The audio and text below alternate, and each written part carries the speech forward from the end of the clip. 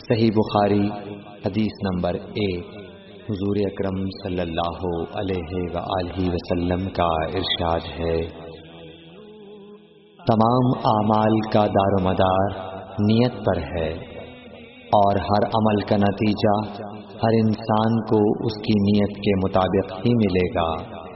پس جس کی ہجرت دولت دنیا حاصل کرنے کے لیے ہو یا کسی عورت سے شادی کی غرض سے ہو، پس اس کی ہجرت انہی چیزوں کے لیے ہوگی جن کے حاصل کرنے کی نیت سے اس نے ہجرت کی۔ صحیح بخاری حدیث نمبر 2۔ حضور اکرم صلی اللہ علیہ وآلہ وسلم نے فرمایا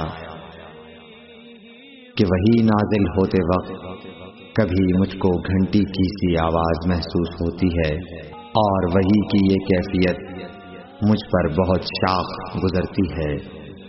جب یہ کیفیت ختم ہوتی ہے تو میرے دل و دماغ پر اس فرشتے کے ذریعے نازل شدہ وحی محفوظ ہو جاتی ہے، اور کسی وقت ایسا ہوتا ہے کہ فرشتہ بشکل انسان میرے پاس آتا ہے اور مجھ سے کلام کرتا ہے، پس میں اس کا کہا ہوا یاد رکھ لیتا ہوں۔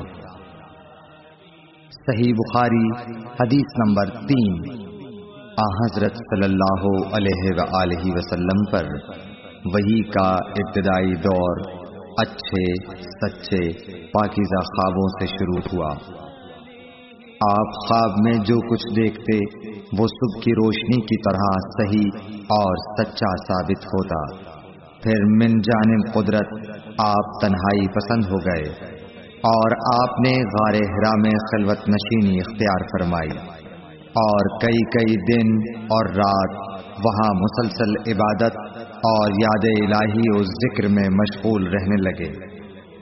جب تک گھر آنے کو دل نہ چاہتا توشہ ہمراہ لیے ہوئے وہاں رہتے۔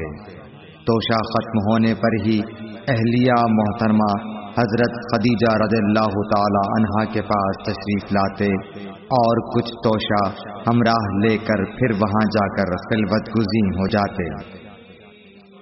یہی طریقہ جاری رہا یہاں تک کہ آپ پر حق منکشف ہو گیا، اور آپ غار حرا ہی میں قیام پذیر تھے کہ اچانک حضرت جبرائیل علیہ السلام آپ کے پاس حاضر ہوئے اور کہنے لگے کہ اے محمد پڑھو۔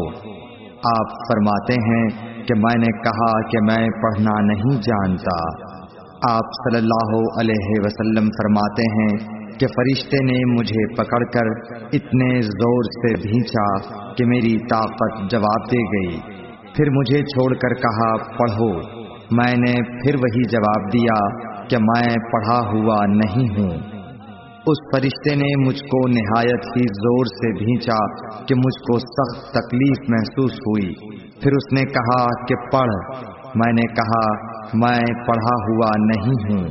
فرشتے نے تیسری بار مجھ کو پکڑا اور تیسری مرتبہ پھر مجھ کو بھینچا، پھر مجھے چھوڑ دیا اور کہنے لگا کہ پڑھو اپنے رب کے نام کی مدد سے جس نے پیدا کیا اور انسان کو خون کی پھٹکی سے بنایا۔ پڑھو اور آپ کا رب بہت ہی مہربانیاں کرنے والا ہے۔ پس یہی آیتیں آپ حضرت جبرائیل علیہ السلام سے سن کر اس حال میں غار حرا سے واپس ہوئے کہ آپ کا دل اس انوکھے واقعے سے کانپ رہا تھا۔ آپ حضرت خدیجہ کے ہاں تشریف لائے اور فرمایا کہ مجھے کمبل اوڑھا دو، مجھے کمبل اوڑھا دو۔ لوگوں نے آپ کو کمبل اوڑھا دیا۔ جب آپ کا ڈر جاتا رہا تو آپ نے اپنی زوجہ محترمہ حضرت خدیجہ رضی اللہ تعالی عنہا کو تفصیل کے ساتھ یہ واقعہ سنایا اور فرمانے لگے کہ مجھ کو اب اپنی جان کا خوف ہو گیا ہے۔ آپ کی اہلیہ محترمہ حضرت خدیجہ رضی اللہ تعالی عنہا نے آپ کی ڈھارس بندھائی اور کہا کہ آپ کا خیال صحیح نہیں ہے۔ اللہ کی قسم آپ کو اللہ کبھی رسوا نہیں کرے گا۔ آپ تو اخلاق فاضلہ کے مالک ہیں، آپ تو کنبہ پرور ہیں، بے کسوں کا بوجھ اپنے سر پر رکھتے ہیں، مفلسوں کے لیے آپ کماتے ہیں، مہمان نوازی میں آپ بے مثال ہیں، اور مشکل وقت میں آپ امر حق کا ساتھ دیتے ہیں۔ ایسے اوصاف حسنہ والا انسان یوں بے وقت ذلت و خواری کی موت نہیں پا سکتا۔ پھر مزید تسلی کے لیے حضرت خدیجہ رضی اللہ تعالی عنہا آپ کو ورقہ بن نوفل کے پاس لے گئیں، جو ان کے چچا زاد بھائی تھے اور زمانہ جاہلیت میں نصرانی مذہب اختیار کر چکے تھے اور عبرانی زبان کے کاتب تھے۔ چنانچہ انجیل کو بھی حسب منشاء خداوندی عبرانی زبان میں لکھا کرتے تھے۔ انجیل سریانی زبان میں نازل ہوئی تھی، پھر اس کا ترجمہ عبرانی زبان میں ہوا۔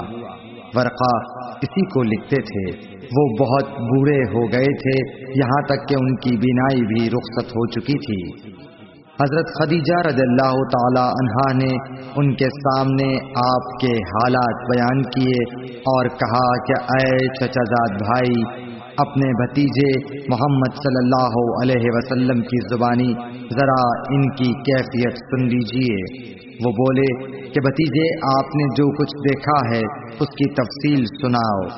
چنانچہ آپ صلی اللہ علیہ وآلہ وسلم نے از اول تا آخر پورا واقعہ سنایا، جسے سن کر ورقہ بے اختیار ہو کر بول اٹھے کہ یہ تو وہی ناموس معزز رازدان فرشتہ ہے جسے اللہ نے حضرت موسیٰ علیہ السلام پر وحی دے کر بھیجا تھا۔ کاش میں آپ کے اس عہد نبوت کے شروع ہونے پر جواں عمر ہوتا، کاش میں اس وقت تک زندہ رہتا جبکہ آپ کی قوم آپ کو اس شہر سے نکال دے گی۔ رسول کریم صلی اللہ علیہ وآلہ وسلم نے یہ سن کر تعجب سے پوچھا کہ کیا وہ لوگ مجھ کو نکال دیں گے، حالانکہ میں تو ان میں صادق و امین و مقبول ہوں۔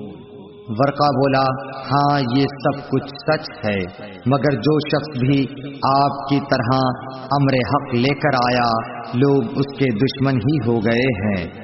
اگر مجھے آپ کی نبوت کا وہ زمانہ مل جائے تو میں آپ کی پوری مدد کروں گا۔